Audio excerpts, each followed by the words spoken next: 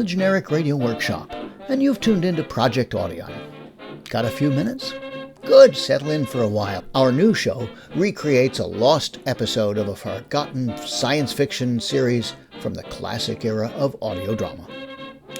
You know, if you think about it, when you listen to a show like this, you're really taking this time travel trip on multiple levels. Here's a sci-fi drama from the past purporting to show us our future. Now, even the great radio shows like Dimension X could only extrapolate based on what the world was like in the middle of the 20th century, which means there are often gaps in science and technology. On the other hand, human nature is pretty much a constant.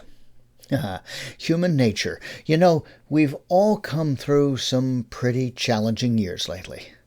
Remember the fear we all felt in 2020 when the COVID pandemic first hit? That uncertainty about who or what was safe, those empty streets, the shut down businesses. I can easily conjure up in my mind the solemn reports on the nightly news about the latest cases and the death counts, and feel the insecurity about where it came from and what might happen next. Well, it does seem like we've come through this epidemic all right to this point, although it's certainly left a mark.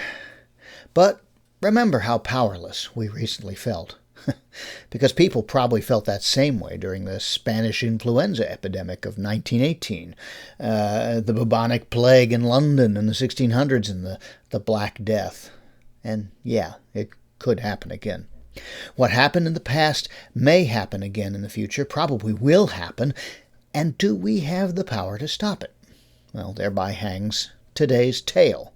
It's a tale I've wanted to produce for Project Audion right from the start, but the subject matter of a worldwide epidemic hit just a little too close to home for people, until now. Well, before we begin, a little bit of backstory about the radio series Tales of Tomorrow. A few years after World War II, both westerns and science fiction genres emerged as things that adults could take seriously, no longer stuff just for the kiddos. Westerns looked back, sci-fi looked forward, and I'm sure somebody has written a thesis about all this. But on the futuristic side, authors like Asimov, Heinlein, Bradbury, and others were writing stories that we still enjoy today. Into this environment, Tales of Tomorrow was launched as a pioneering television show in 1951, and it gained a following despite the live productions and limited budgets. Well, then, in January 1953, Tales of Tomorrow made a curious leap backwards into a radio version. Well, at least on the radio, your imagination could conjure up a whole universe, even if the show's budget only permitted music from an organist, a trombone, a vibraphone, and a percussion. Now, even though Tales of Tomorrow adapted quality stories from Galaxy magazine, the radio version never found a sponsor. And so it lasted only a few months. Most of the few recordings that survive have sound quality that makes them hard to listen to, and the episode that we're recreating, titled Syndrome Johnny, doesn't survive at all. So Project Audion is excited to present this story for a national audience for the first time in 70 years. It's not been heard since February 5th, 1953. Our transcontinental cast performs Tales of Tomorrow's Syndrome Johnny in the classic audio drama style, live in one interrupted take, to recapture the spirit of this pioneering science fiction show. A story of the future from out of the past. So sit back, enjoy, and remember, it's not a matter of if the next pandemic arrives, but when.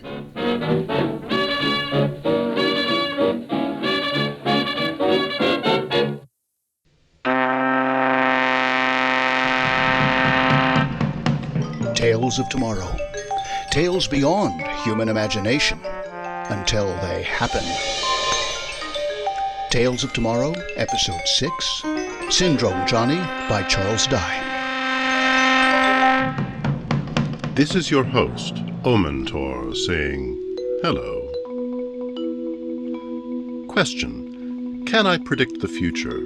Answer, no. I make no prognostications. I tell my remarkable tales only because I've been into the future. And on my journeys I've noted one thing. History repeats itself. With variations, of course. The story tonight is a repetition in a way, when you recall the great plagues of the Middle Ages.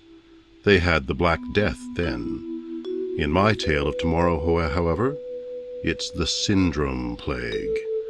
There's a difference in that the Syndrome Plague was not spread by vermin or animals, but by a very well-kept human being. There are other differences, as you'll see, as you'd know if you read in Galaxy magazine the story called Syndrome Johnny.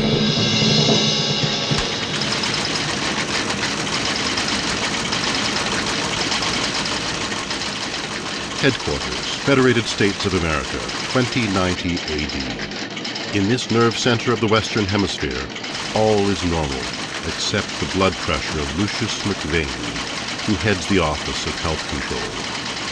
McVane is scanning the latest newspaper editorials concerning his organization, and, to put it mildly, is fit to be tied. In a case like this, the first person to enter the office is the one to take the blast. It was Julio Camba, a special investigator for the department. Here's the report on the... Will you tell me the meaning of this, Julio? Meaning of what? The newspapers. Climbing up my back, every one of them. They've taken this story that came out of Peru and blown it up to bursting. That would be the story of Ticajalpa. That Syndrome Johnny was seen down there. Seen and nearly caught. Or so it says. The papers are demanding that I take action. Find this man, wipe out the possibility of another plague. Blast it, Julio. Syndrome Johnny's a myth. Has been for 100 years. Now how the deuce do they expect me to track down the myth?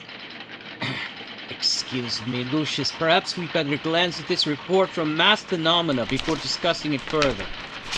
What's the mass phenomena got to do with it? I'm being crucified, man. I fear the papers are too hasty, jumping at conclusions. However, please, glance at this chart. I never could understand these graphs. It simply represents the entire file on Syndrome Johnny. Every report that's come through in the last century, he has been seen, supposedly, in the four corners of the earth. But nobody has really ever seen him. It's the sort of thing that would naturally be induced by fear. So it has always been felt, but apparently somebody in the mass phenomena has glanced through the file recently. Look at this line. On the graph, Lucius. Description? Always there have been descriptions of Syndrome Johnny. Now it suddenly develops that each description has a remarkably similarity to all the others. Let me see this. Solid-looking man. Unusual number of minor scars. Disturbing habit of breaking his fingers at the first joint knuckles when he is thinking. Call it coincidence if you like, but there are perhaps 20 such reports. It becomes too many. I must agree with you, Julio. There's a chance we've been passing up a crime. A rather extensive crime, when you consider that over 50 million people have died. And we cannot overlook the one positive thing in connection with the history of the plague. It started by one man. One man who sold a pint of his blood to a hospital. One man who carried death in his veins. We must remember also there have been 3 separate epidemics in 300 years. All of these similar in nature, but each one having different symptoms. You could almost say that these 3 plagues have followed a plan. I have long since learned to describe nothing as impossible, Julio. Oh, what is there to go on in this report from Peru? A thumbprint taken from the hotel register. I wonder, could we persuade the Bureau of Records to give us their data on that print? Without a warrant? It is against constitutional immunity. Perhaps we could persuade an obliging judge to... The same newspaper screaming for Syndrome Johnny's capture would be on our necks in a minute. It would have to be proven that this man committed a crime. No crime, Therefore, no warrant on that fingerprint. Then a crime will have to be manufactured. A crime of what nature? If the man was almost captured, as reported, and he must have defended himself, someone must have been hurt in the process. A reasonable assumption. You will go down there, Julio, and persuade one of the mob to swear out a complaint of assault. That should not be difficult, believing this man to be Syndrome Johnny as they do. I could probably get an affidavit of witchcraft. Assault will do. Armed with that, you will check the records of the accompanying thumbprint, then proceed to find the owner of same. Is this an assignment or a career? There hasn't been an episode of Syndrome Plague for 30 years. If one man is responsible for it, following a definite plan, then we should be about due for another one. This could be an errand of mercy, Julio, to save the lives of another 20 million people.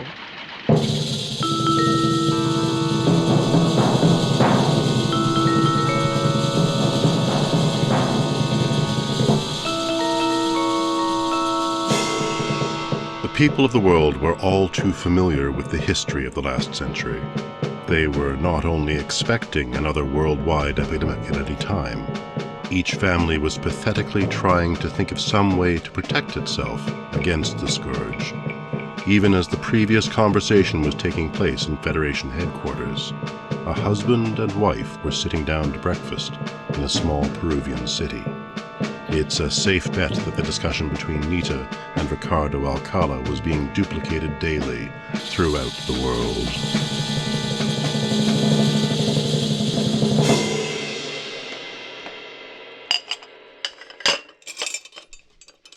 Will there be another epidemic, Rick? Epidemic? Every day I read that one is expected momentarily. Syndrome plague, you mean, Nita? What else could make everyone so afraid? I don't think there will be another. Oh, why don't you think so? It's only that, well, there has been nothing for years. I think the plague has run its course. 3 decades passed between the second and third epidemics. Please, darling, stop worrying. And I will have some more coffee if you don't mind. Of course. When people all over the world talk constantly of the epidemic that is sure to come... You must not be disturbed by idle talk. It is based only on the fact that the first 3 occurred about 30 years apart. There is no reason in the world to suspect another one is due. I was thinking of Alicia. I'm sorry I shouted, darling. She is too frail. Sanitarium will make her well again. There is time, perhaps. There will be time. Send you there for a while. It is really you who needs building up. And you also, Rick. It seems that no one is really well anymore. You are reading too much. Too much of this speculation about... Rick, why don't you find a cure? I am to find a cure for syndrome plague? Well, you spend your life in research. What could be more worthwhile? Oh, better brains than mine have been tackling the problem for decades. I'd have little hope of adding anything at this late stage. But there is always the chance, Rick. I can be more useful in my experiments with silicon, darling. The plagues have opened up whole new catalogs of diseases, most of them based on silicon deficiency. Let me find a cure for them, and I'll be satisfied. Oh, if you will only think of Alicia. Good morning. Morning, Dell. You are ready for an early start in the lab? Oh, you know how it is when you get onto something, Rick. You hate to waste time sleeping. Some coffee, Dell? No thanks, Nita. Just looked in to say hello. Why don't you find a cure for syndrome plague? I'm only a biochemist, not a miracle man. Good heavens! Isn't there anyone in the world qualified to do research on this horrible disease? It's generally agreed that there is no cure. Well, there's a cure for any virus, if the virus can only be isolated. But here we have, apparently, a virus catalyst of high affinity for the cells, and a high similarity to normal cell protein. How shall it be isolated? I don't know, but it must be, or we will all perish. Not at all. Some will live, and those who do will be better, much more durable human beings. Will you be working in the lab today, Rick? Yes, I don't think we'll get in each other's way. I promise to be quiet. See you upstairs. Sorry, Rick. I do not like that man. He's hard to know, Nita. He's been using your lab now for many months, and I've tried to know him and like him. For your sake. Oh, now I tell you, it's impossible. It's just his manner. He's not a social type. It's more than his manner, believe me. Well, I'm afraid you can't do any more about Dell than you can about Syndrome Plague, Nita. The man is a genius, and I like him. He'll use my lab as long as he likes. I didn't mean to quarrel about it, Rick. I'm uneasy, I guess, about everything. You're not looking too well either. Oh, I'm all right. You'll say that so long as you can walk. We've got to build you up, darling. Before the next epidemic.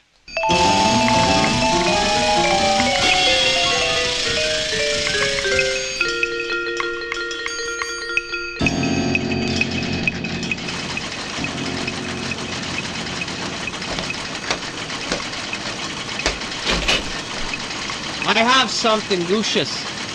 You should, Julio. It's taken you long enough. He's had a lengthy career, this man. There. The complete history of Syndrome Johnny. The man who may be Syndrome Johnny. Oh, no, I'm sure. Oh, that folder. It's big enough to be the complete works of Shakespeare. He's been a very busy fellow, as you will see. 2 questions. First, how will you prove our case? I am not certain. Not yet. A test of his blood will reveal nothing, and no trace of the virus has ever been found. But his habits are well defined. He has spent years in preparation for each epidemic. If I am lucky, I will catch him in the end product of his experiments. I pray that luck rise with you. Now, what's your plan? He has remained somewhere in Peru, where his thumbprint and description, I will be able to trace him. And you leave Today. You will have the full authority to spend whatever funds you need, Julio. Do anything your discretion dictates. And be careful. He's dangerous, if this is our man. We want Syndrome Johnny, and I don't care if he comes back under his own power or not.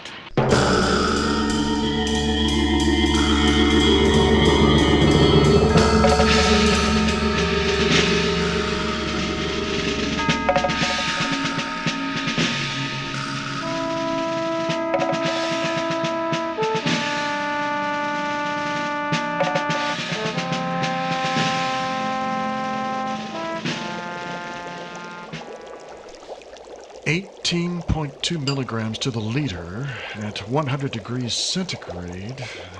Saturation point. Now where do we go? Oh, drat it! You've had a bad day, Rick. I can't focus, Dell. Some days are good to take off. The mind becomes overworked and refuses to function. It's not that.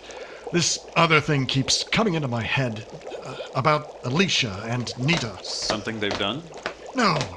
Just their general condition. They're sick, Dell, both of them. There seems nothing basically wrong with them. It's a matter of adjustment, I know that. There's a reduced absorption of food. Leaves them weak, resistance lowered. It's not fatal. Not in itself. Expose them to a killing disease, though, and they'd be gone overnight. Well, you're the doctor, Rick. Haven't you got something to pull them up? Nothing has worked so far. I'm sure I'll hit the combination in time, but... Yes? What will I do if the rumors are true? If the plague hits? And I've heard you telling Nita there wouldn't be another epidemic. I only tried to stop her from worrying about it. You know that. I know. You recognize their troubles as after effects of the last plague? Of course. Nita's mother had it and recovered, but not entirely. My father had it and appeared to recover completely. Yet there are after effects in both myself and Nita, and multiplied, if anything, in our daughter. How unfortunate. Some were able to adjust to the disease and become even healthier than before. But time. time. It takes time. And what if the fourth plague strikes before I'm ready? You might try to isolate your family entirely. Oh, that's impossible. Then you must work to come up with answers to your research before the plague strikes. Not a very happy prospect, is it? I'll be happy to give you any help I can, Rick. Oh, you can't do anything. It would take me a year just to brief you on what I've done. And you've got your own work. I'm going to take an hour's rest. This is your night at the hospital, not so? Yes, and if I don't get my nerves unknotted, they'll be putting me to bed over there. Get your rest. I'll go on working here this evening if you don't mind, Rick. Not at all. Sounds as though you've hit the right track and are pounding to the finish. It looks that way. I'll know tonight. Good. I'm glad somebody is getting results.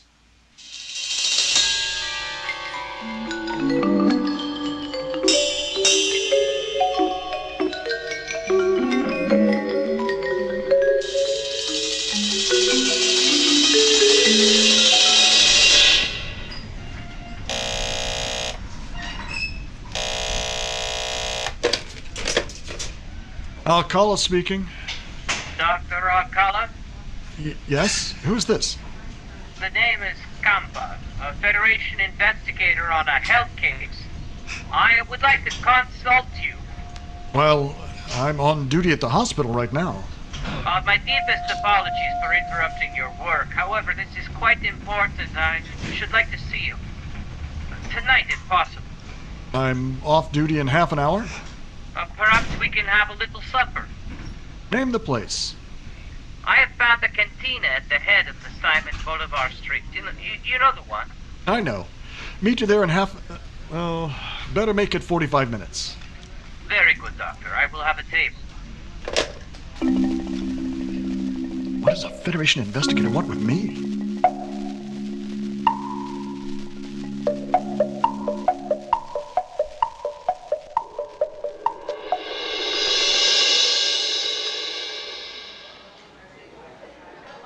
Order what you choose, senor. We're on my expense account. The entire resources of the Federation States of the Americas stands behind your menu. I don't want to build up the national debt. Not at all. We are only too happy to express our gratitude by adding a touch of the luxury to the self-sacrificing life of a scientist. You shame me. However, I'm a literal sort of fellow and will take you at your word. You may order me a steak. Oh, good. Amigo, 2 steaks, large and thick, also a bottle of your excellent wine. Of course, I'm curious to know what you want from me, Senor Camba. I won't keep you guessing, Doctor. Do you know John Osborne Drake? Drake? Drake? No, I'm sorry. I will try again. Perhaps you know John Delgatos. What? Yes. How well? An associate of mine, a friend. I would like to contact the gentleman. Well, he has an apartment.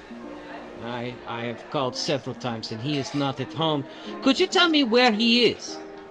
I'm sorry, Senor Camba, but I can't say. On a business trip, I suppose? And what do you know of his activities? A biochemist. Makes small job lots of chemical compounds, special bug spray for experimental agricultural stations, things like that. Nothing more. Sometimes, when he gets a little money, he does research. Oh, of what sort? High ion colloidal suspensions and complex synthesis. We haven't discussed the exact nature of them. Is he sane? Why, of course. That is, as far as I know. Would you hand me the water pitcher, please? There is wine. Oh, you'll have some capsules to take. Yes. I would not expect a doctor to need pills. I don't need them. They're mixed silicones. I'm guinea pigging. Can such things be left to the guinea pigs? Guinea pigs have no assimilation of silicones. Only man has that. Oh, I should have remembered from your famous papers the need of trace silicon in human diet and silicon deficiency diseases. Obviously, you have investigated me carefully. It is my business to know the people I deal with. Oh, I believe our steaks are approaching. A welcome sight and smell.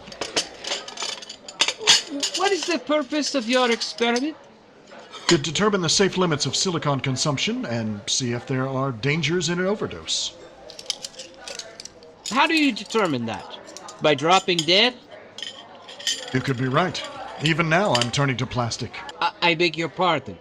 I'm turning to plastic. We all are, since the plagues. But with the average, the effect is accumulating over generations. My own case is being advanced unnaturally by these silicon experiments. Your devotion to science is admirable, but do these experiments of yours have any relation to Delgado's work? It's possible, I suppose. Del has watched my work with close interest. Exactly what do you wish to know, Signor? I could inform you better if you were more frank. We have reason to believe that Delgado's is Syndrome Johnny. Del? That's preposterous, Signor. Syndrome Johnny is a myth. Dr. Alcala, John Delgado's is very old, and that is not his proper name. I have traced his life back through older and older records in Argentina, Panama, South Africa, the United States, China, Canada. Everywhere he has paid his taxes properly, put his fingerprints on file as a good citizen should, and he has changed his name every 20 years. Applying to the courts with good, honest reasons to do so. Everywhere he's been a laboratory worker, held patents, sometimes made a good deal of money. He is 140 years old. But other men are that old. Some of those who survived the 3 plagues have become unusually durable, it's true. There is no crime in being long-lived, surely, but this man has changed his name 5 times. That proves nothing. Syndrome Johnny remains a myth, a fragment of mob delirium. Why must he be a myth? It's ridiculous. Why would any man... Go on, Doctor. Why would any man intentionally start those plagues? Obviously haven't investigated the latest scientific research. If you had, you would know it's been recently discovered that syndrome plague is not a disease at all. It's an improvement. An improvement on life. Then people have been improved to death by the millions.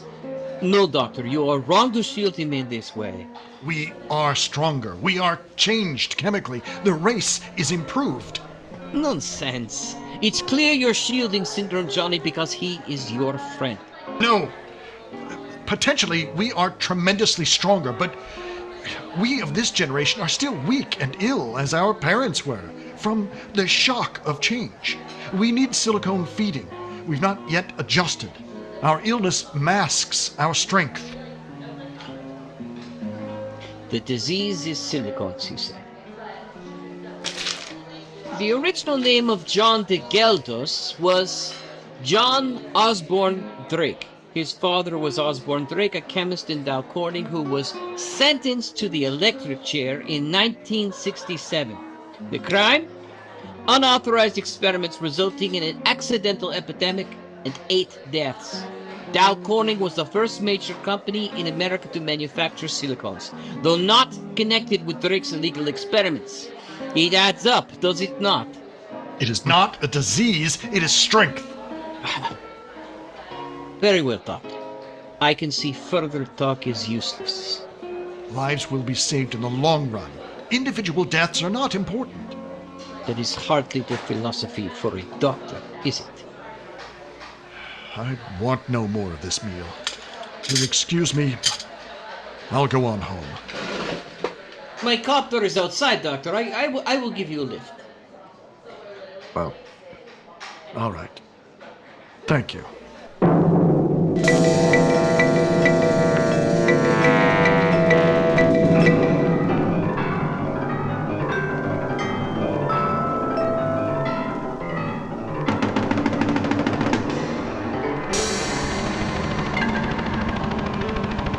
You can see my house across town, Signor. It stands quite apart from the others. I see it, yes. Come, Akala, you're a doctor dedicated to saving human lives.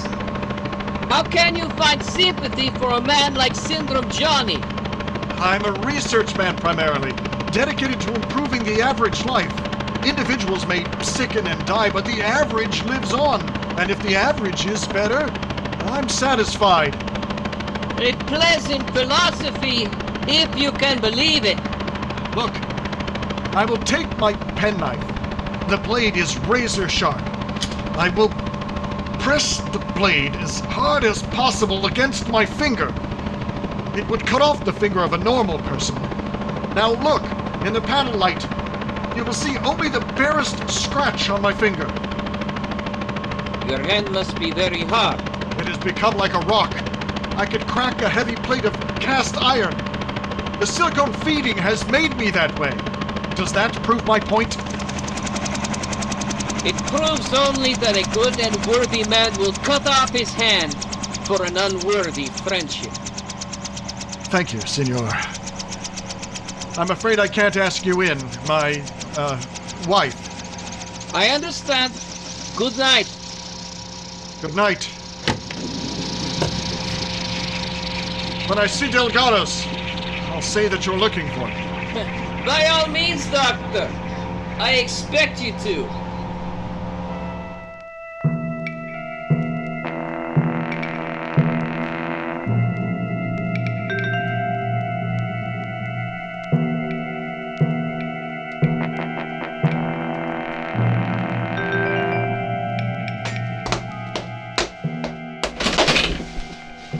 You've been running, Rick.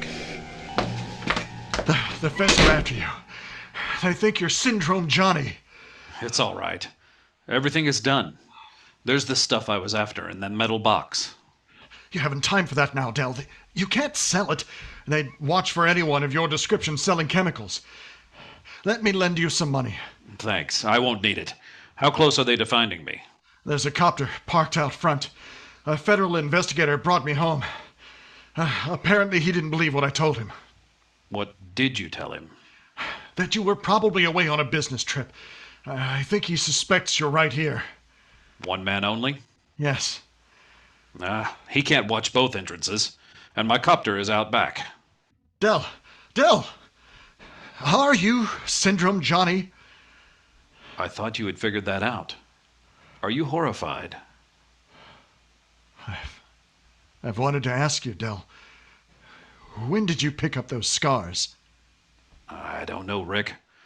Truthfully, I've had my brains beaten in so often I can't remember much anymore. Up to age 11, everything is all right.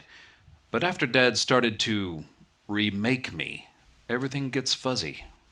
After he did what? Well, he had to remake me, chemically, you know. How could I spread change without being changed myself? I couldn't have 3 generations to adapt to it naturally. It had to be done artificially. You understand? Your father? Your father built you into a carrier of the plague? Oh, yes. He saw the necessity of remaking the human race, building human bodies into something durable. His work was only the beginning, of course. I've had to go with the research myself. For example, Dad never thought more than 1 plague would be necessary. As things turned out, it's going to take 4. Then there will be another. They're too late, Rick. I've made it. The catalyst I need is in this metal box. Nothing can stop me. But, Del, do you realize how many millions more will die? I don't think I'll survive it myself. But this is the last step, Rick, and I'll be around long enough to get it going. Those who survive this one, Rick, will be nearly perfect. So will their children. 100 years from now, there'll be little use for a doctor on this earth. Goodbye, Rick. Wish me luck. Goodbye, Del. Aren't you going to stop him? Stop him, Nita? I heard what he said. You can't let him get away from here, Rick. I can't stop him, Nita. Why not? Are you afraid of him? I will call for help. The federal copter is still down in front. He's a scientist and my friend, trying to do something that needs to be done. He's a murderer of untold millions. How can you talk this way? He's working for the future. And the future will thank him. Don't you understand, Nita? He's going to make the human race physically perfect. Oh, I understand this. Perhaps within a week, the fourth plague will start and sweep around the world like the others. The living will not be able to bury the dead fast enough, and among the dead will be Dr. Richard Alcala, who is not well, and his wife Nita, who is not well, and his daughter Alicia, who is a very sick little girl. The name of Alcala will die forever as a weak strain that had no business living in this world of the future. This world of perfect human bodies. Nita, please. I know you won't act for yourself, darling, but will you let Alicia die? Your beautiful daughter, Alicia?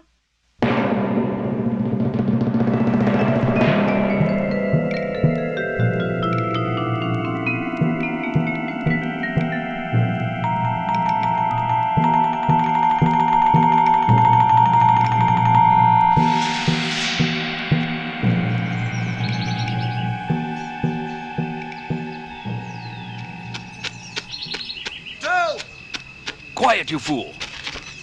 Give me that metal box. Are you out of your mind? You can't start another plague, Del. I'll do what I have to do. Out of the way, Rick. I've everything stowed in the copter, and I want to leave before an investigator begins to sniff the wind. You've been my friend, Del. I ask you as a friend. Give me that box of death. For the better part of 140 years, I've been working toward this end. Are you silly enough to think I'd let friendship stand in the way? You're a supposedly intelligent man, Rick. A scientist. You know as well as I do that the end justifies the means. That's what I've tried to tell myself, Del, but I can't make myself believe it. I've never had that trouble. Now get out of the way. I'm going up and out of here in a hurry. Give me that box, Del. Out of the way, I said. Give me the box, or I'll have to kill you. I've heard that said before. In any event, Dr. Alcala, I will relieve you of the necessity. You may consider yourself under arrest, Delgados. So, the long arm of the government, eh? The doctor's wife was good enough to inform me. You will never get off the ground in that copter, Delgados, because I've got the motor beyond repair. I should have known. But they're still yours! Oh! I think you've killed him. Perhaps. I'm afraid the same thing will happen to you, my friend, if you try to prevent me from taking that Federation copter. I believe you, Del. Your fist is like a rock. Exactly. Stand where you are, and everything will be all right. But my fist can also crush a skull, Del. My silicon fist! Whoa!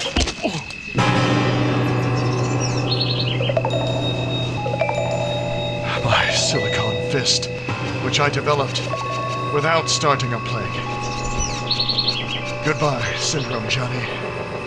Human perfection will have to wait.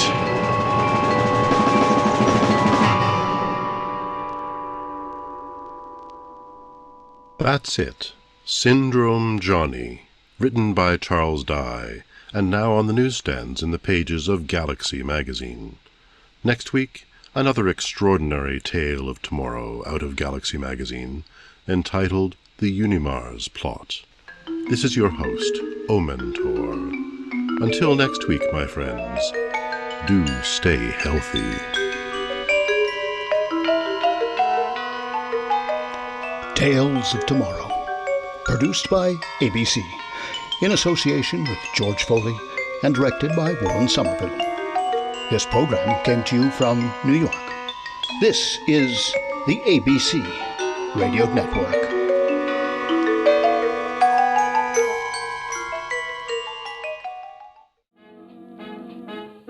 As the omniscient narrator said, that's it.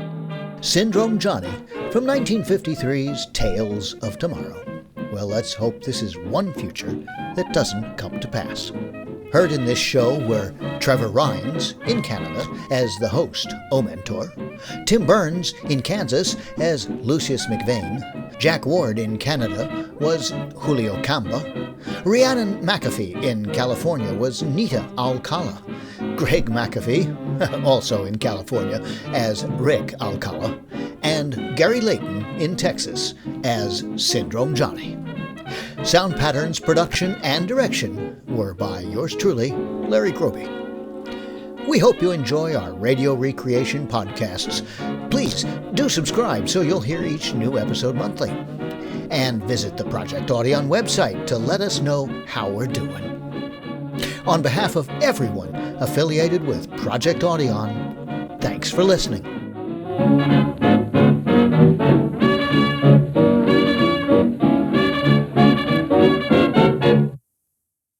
So it's my silicon fish, silicon fist.